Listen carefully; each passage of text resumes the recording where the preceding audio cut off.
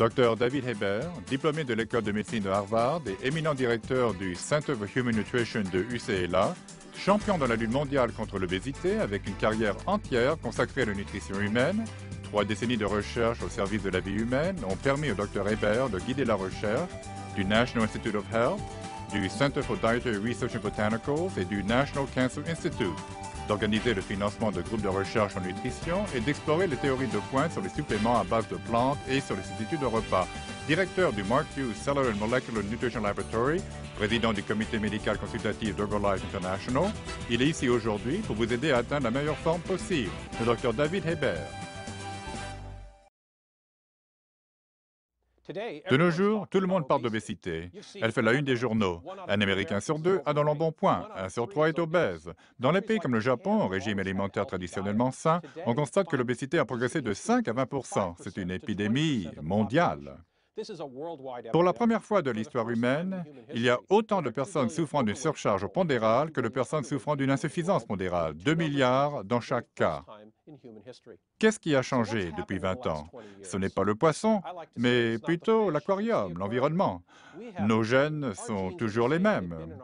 Ils sont dans notre corps depuis 50 000 ans. Ce qui a changé, c'est notre régime alimentaire et notre mode de vie. Nous prenons des repas rapides, nous grignotons souvent, nous nous déplaçons bien assez dans notre voiture, nous occupons des emplois sédentaires devant notre ordinateur à longueur de journée. Mais si nous arrivons à connaître notre corps et son fonctionnement, nous pouvons résoudre ce problème ensemble. La première étape est donc de connaître la forme, les graisses et les protéines de notre corps.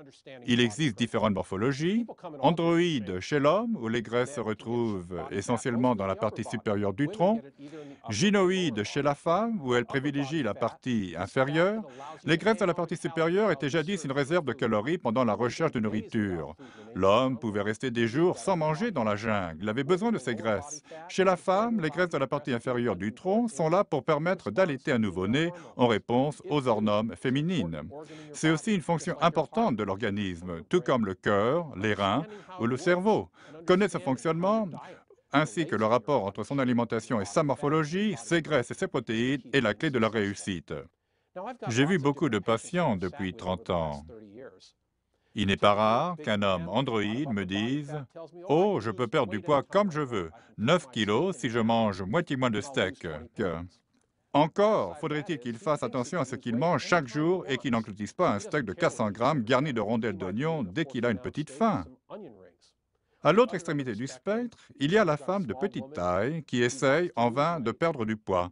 Elle suit toutes les recommandations et consomme les bons aliments, mais comme son métabolisme est ralenti par un faible taux de protéines corporelles, elle n'arrive pas à perdre aussi facilement du poids.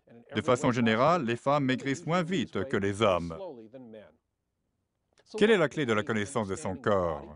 Il faut connaître sa proportion de protéines corporelles, l'adapter à la teneur en protéines de ses aliments et savoir qu'il n'y a pas de morphologie identique. La taille unique n'existe pas. Connaître sa morphologie est la première étape pour perdre du poids et pour atteindre sa morphologie idéale le plus efficacement et le plus facilement possible. Alors, faisons connaissance avec votre corps, votre morphologie, vos graisses et étudions le lien avec votre alimentation et votre mode de vie.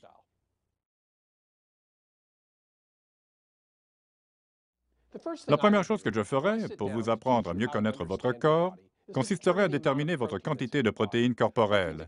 Extrêmement importante, les protéines aident à maintenir une masse musculaire et des organes sains.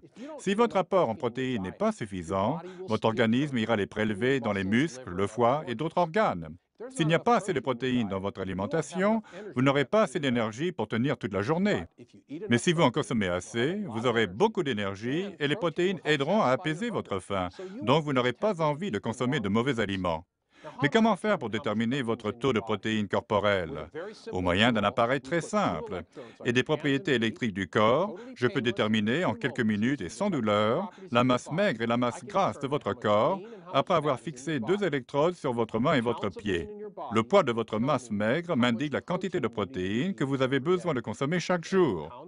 Pour chaque livre de masse maigre, vous avez besoin d'1 gramme de protéines par jour. Donc, une femme qui a 100 livres de masse maigre a besoin de 100 grammes de protéines par jour. Les besoins en protéines de son mari, qui a 150 livres de masse maigre, sont de 150 grammes par jour. Je peux aussi déterminer combien de calories vous consommez au repos. Une femme qui a 100 livres de masse maigre brûle 1400 calories par jour, car chaque livre de masse maigre consomme 14 calories par jour. Son mari, avec ses 150 livres de masse maigre, brûle 2100 calories par jour. Maintenant, je connais la quantité de protéines dont vous avez besoin dans votre alimentation et le nombre de calories que vous brûlez chaque jour. Enfin, je peux ainsi déterminer votre poids cible, le poids qui vous convient et le taux de graisse qui vous convient. Tous ces renseignements sont obtenus en quelques minutes à l'aide de ce simple appareil. Nous pouvons alors élaborer un plan. Lorsque vous partez quelque part en vacances, vous vous demandez « Quelle route dois-je emprunter? Combien de temps faudra-t-il? Quelle sera ma destination finale ?» Ce simple appareil est un moyen de planifier votre parcours selon votre propre morphologie idéale. Le nombre de calories que vous consommez chaque jour, le nombre de protéines dont vous avez besoin dans votre alimentation, le rythme auquel vous perdez du poids et ce que devrait être votre objectif final de perte de poids.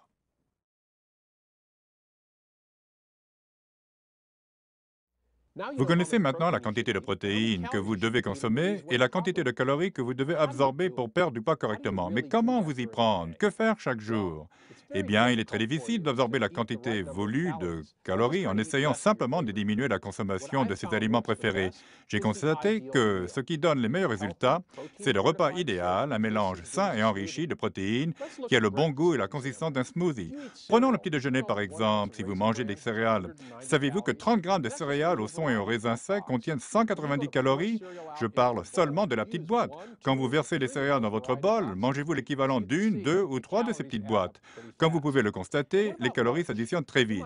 Qu'en est-il du déjeuner? Vous êtes au bureau ou au centre commercial et soudain vous avez un creux.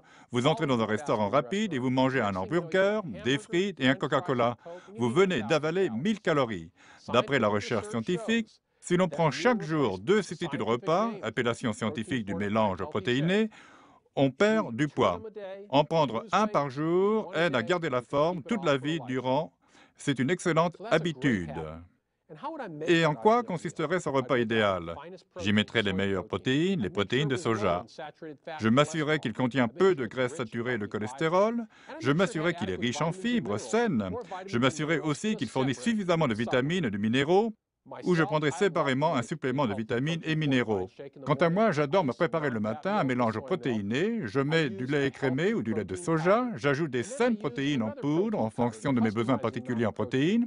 Enfin, j'ajoute environ une tasse de bleuet ou myrtille congelée parce que j'adore le goût et la couleur. Je fouette tout cela et j'obtiens un superbe mélange qui m'empêche d'avoir faim toute la matinée. C'est un moyen efficace, simple et agréable de perdre du poids, le repas idéal. Personnalisé selon votre morphologie, il vous transformera pour découvrir la forme qui vous convient le mieux.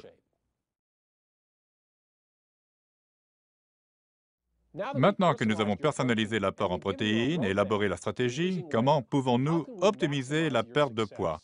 Eh bien, tout le monde sait que le régime alimentaire, l'exercice et la modification du comportement ont de l'importance. En ce qui concerne l'exercice, j'aime bien utiliser des haltères, car c'est facile à faire tous les jours. Mais quels autres obstacles plus sérieux peut-on trouver sur son parcours? Quels sont les blocages habituels? Diminuer l'apport en calories peut provoquer une baisse d'énergie.